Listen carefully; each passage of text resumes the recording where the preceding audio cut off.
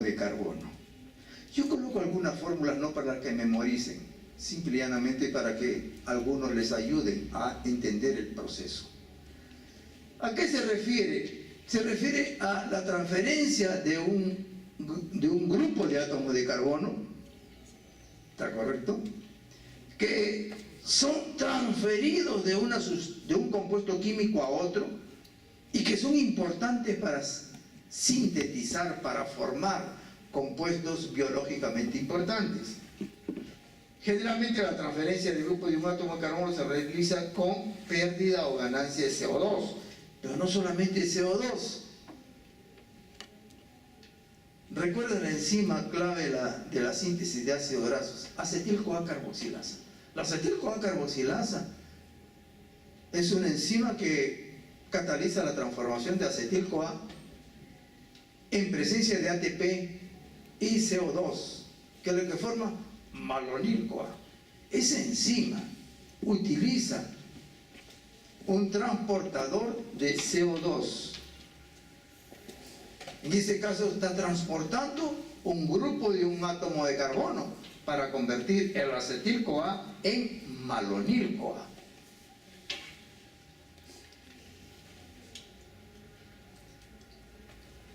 Aquí tenemos esos fragmentos. Quiero que comprendan lo siguiente. La transferencia del grupo de un átomo de carbono implica la participación de enzimas encargadas de realizar la transferencia de este compuesto a este otro. ¿Qué lo hace? La enzima. Pero para realizar esa transferencia, la enzima, ¿qué utiliza? Una coenzima. Para el transporte de CO2 se usa biotina. Y esa biotina es la coenzima que usa la enzima para captar el CO2 y transportarlo al otro. En el caso de la acetil-CoA carboxilasa, la acetil-CoA carboxilasa es una enzima clave de la síntesis de ácidos grasos. ¿Qué hace? Coge el bicarbonato, sea el CO2, pero la enzima es una proteína. Para coger ese CO2, ¿qué hace? Tiene su coenzima. ¿Cuál es la biotina? Entonces el CO2 se liga a la biotina. La enzima se liga a la acetil-CoA, ¿está correcto? Y le cede el CO2. Y ese acetil-CoA se queda convertido en malonil-CoA. Y ulteriormente la síntesis de ácidos grasos continúa. Pero también tenemos otros dos transportadores. La S-adenosilmetionina y la S-adenosilmetionina, que quede bien claro, no es la enzima, es la coenzima. Que las enzimas la utilizan para transportar grupos metilo. Esas enzimas se llaman, por ejemplo, metiltransferasas. Y esas metiltransferasas, ¿qué transfieren? Grupos metilos. Y para hacer la transferencia de grupos metilos, ¿qué utilizan como coenzima? La S-adenosilmetionina. Y también existe otro transportador que es el tetrahidrofolato. Y de manera análoga a los casos anteriores, el tetrahidrofolato es una coenzima encargada de transportar grupos de un átomo de carbono en diferentes estados de oxidación. Aquí tenemos el transportador S-adenosilmetionina. Este es el aminoácido metionina. Miren aquí. Acá está el grupo metilo de la metionina. Ese grupo va a ser transportado. Este es la coenzima. Reacciona con el ATP, naturalmente con la enzima. Se forma la S de azufre, S-adenosilmetionina. Tenemos un aceptor. El aceptor es una molécula que va a recepcionar ese grupo metilo. Por ejemplo, norepinefrina. La norepinefrina a nivel muscular, por ejemplo, es un compuesto químico que se ha sintetizado a partir de la fenilalaninotirosina. Ese es el aceptor, el que va a recibir el grupo metilo. Y esa norepinefrina va a ser convertido por esta reacción de metilación, va a ser convertido en epinefrina. La epinefrina sería el aceptor metilado. Por eso decíamos que estas reacciones son muy importantes porque permiten la síntesis de sustancias biológicamente útiles. ¿Y qué se forma? S-adenosil homocisteína, se libera la adenosina, queda homocisteína, y esa homocisteína nuevamente se regenera formando esa adenosilmetionina por una reacción de metilación en la que participa el tetrahidrofolato. Punto.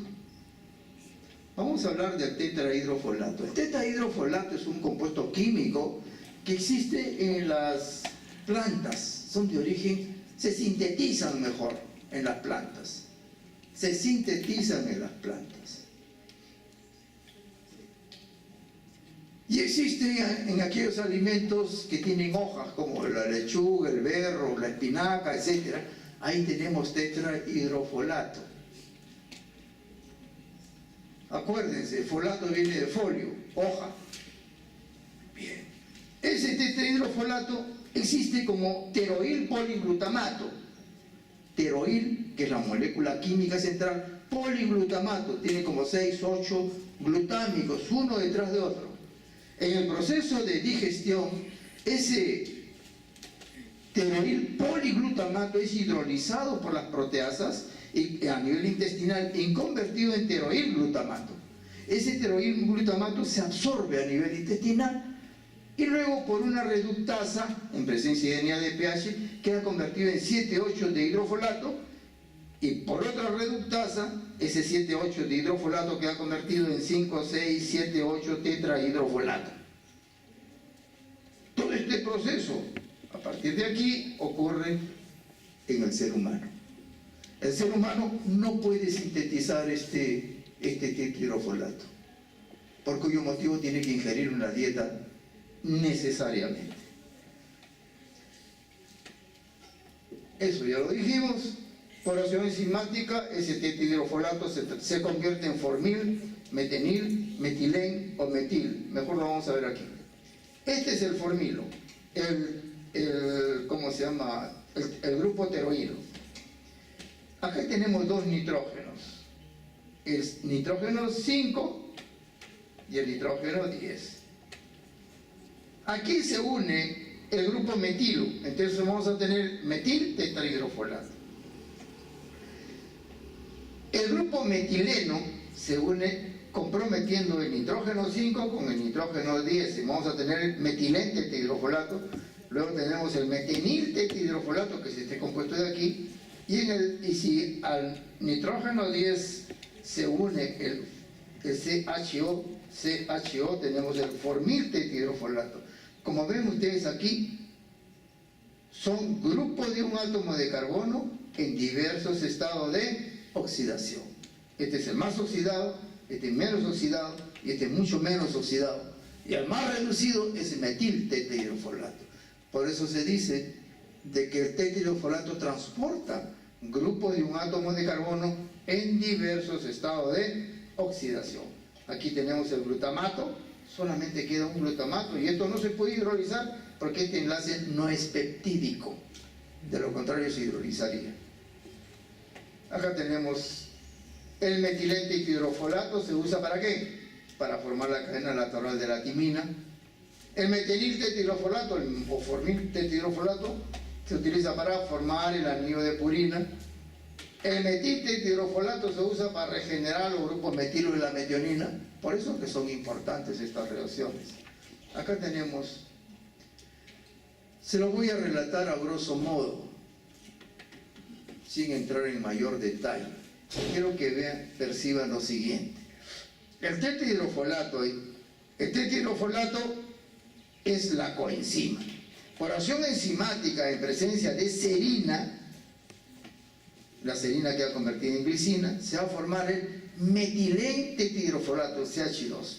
Ese metilén tetrahidrofolato va a ser reducido por una reductasa en presencia de NADH y se va a formar el metil tetrahidrofolato o 5-metil tetrahidrofolato. Como vimos anteriormente, en presencia de homocisteína, la enzima C del grupo metilo a la homocisteína se convierte en metionina y al perder el metil tetrahidrofolato del grupo metilo, queda convertido en tetrahidrofolato. El tetrahidrofolato también puede convertirse en metilente tetrahidrofolato reaccionando con glicina. Y ese metilente tetrahidrofolato, ojo, puede posteriormente convertirse por un proceso de oxidación en 5,10 metenil tetrahidrofolato y ulteriormente en formil tetrahidrofolato, que va a ser utilizado para la síntesis de purinas. Como verán ustedes, acá hay reacciones que son de recuperación. El formil tetrahidrofolato queda convertido, por ejemplo, en tetrahidrofolato. El metilente tetrahidrofolato, cuando reacciona con la desoxiuridina monofosfato, este queda convertido en desoxitimidina monofosfato. Y hidrofolato, el dihidrofolato, por una reacción de reducción, se reconvierte nuevamente en tetrahidrofolato. De todo esto, ¿qué nos interesa saber? Que estos derivados del tetrahidrofolato, ya sea metil, metilén, metenil o formil, sirven para sintetizar compuestos biológicamente importantes. Aquí tenemos el tetrahidrofolato, reacciona con glicina, forma metilente tetrahidrofolato, por reducción forma metil tetrahidrofolato, reacciona con la vitamina B12 para dar metil B12, que se utiliza para metilar homocisteína y convertirlo en metionina. ¿Estamos bien? Por eso cuando hay deficiencia de vitamina B12, entonces esta reacción ocurre con mucha dificultad y la homocisteína no puede convertirse eficientemente en metionina, entonces tenemos un proceso patológico.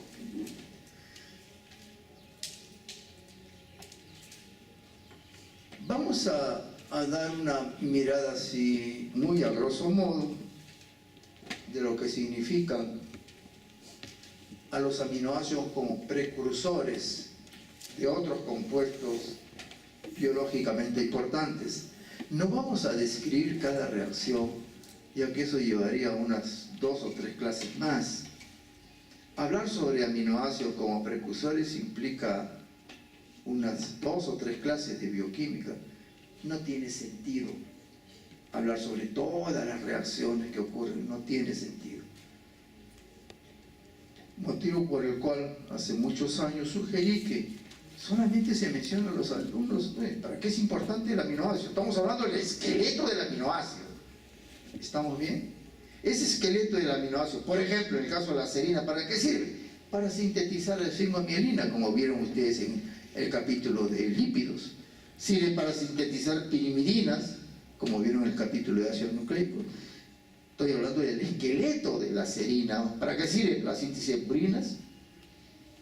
Esa serina en el metabolismo de lípidos, vieron ustedes que se convierte en etanolamina por una reacción de descarboxilación, y finalmente la serina se convierte en piruvato en la fase posabsortiva y va a servir como una fuente energética. Esa serina, como dijimos anteriormente, reacciona con el tetrahidrofolato con la enzima serina hidroximetiltransferasa, que forma glicina, y N5, N10 metilente tetrahidrofolato, que es un transportador de grupos de un átomo de carbono. Punto. Esto es solamente cultura. Nadie le va a preguntar qué cosa hace la serina hidroximetiltransferasa. Nieto. No tiene sentido ese tipo de preguntas. La glicina forma los glicocolatos. Son sales biliares. ¿Se acuerdan? Estas sales biliares y glicocolatos son muy importantes en el proceso de digestión, porque esas sales biliares van a cumplir 2 funciones en la digestión. Uno, van a emulsionar las grasas para que pueda actuar la lipasa pancreática, y en segundo lugar van a formar micelas, pero para formar micelas deben tener una concentración mínima que se denomina concentración micelar crítica, cuyo valor está entre 1 o 2 milimolar. Por debajo de esa concentración micelar crítica no se forman micelas, entonces vamos a estar frente a una esteatorrea, ya que como consecuencia de la malformación de micelas, inclusive hay una patología que se denomina malformación de micelas. Naturalmente que no debe llamarse así, pero los clínicos le dicen así, malformación de micelas. ¿Por qué? Porque la concentración de glicocolatos es muy pequeña. Y es muy pequeña por diversos motivos.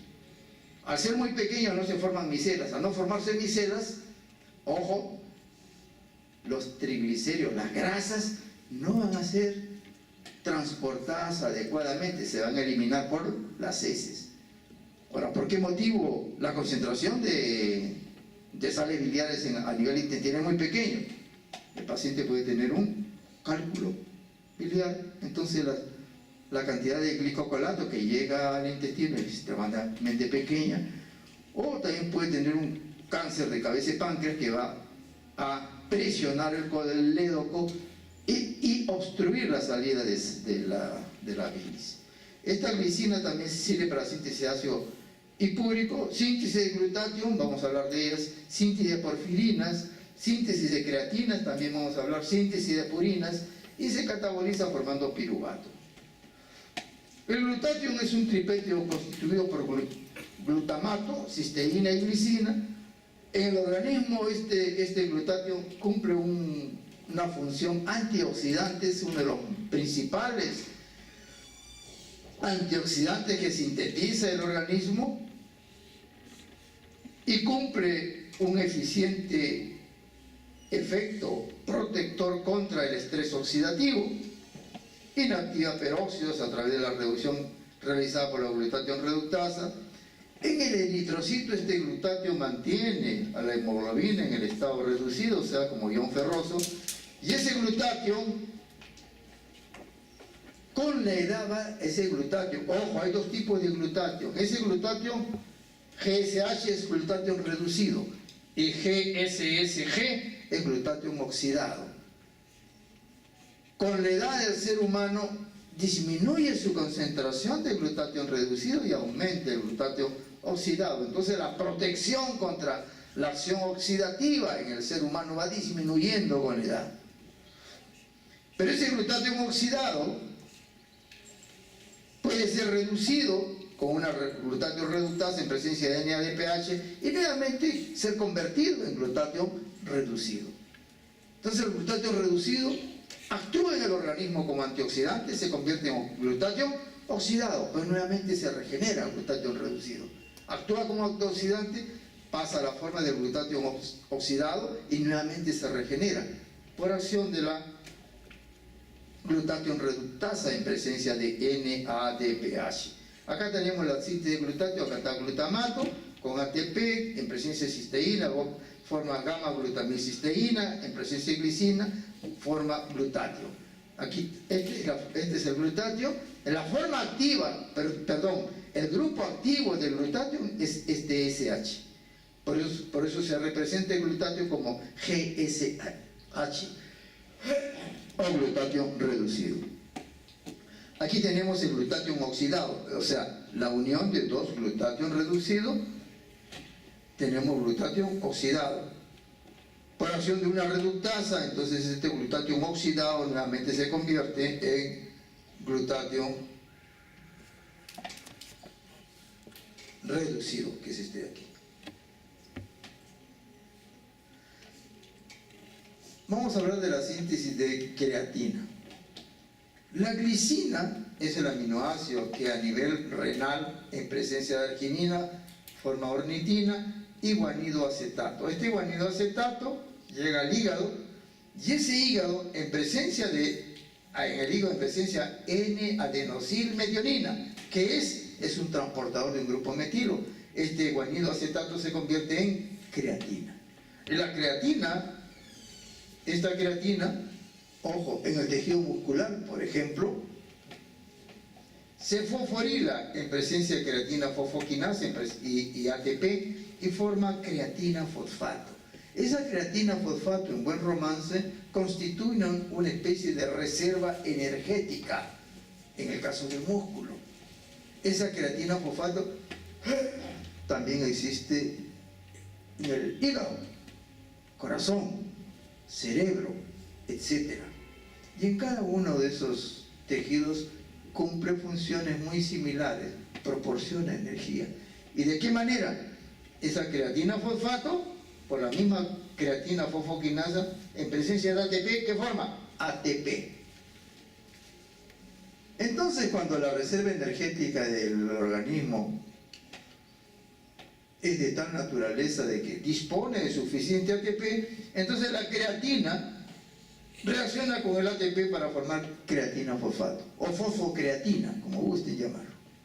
Y esa fosfocreatina se almacena, por ejemplo, en el músculo.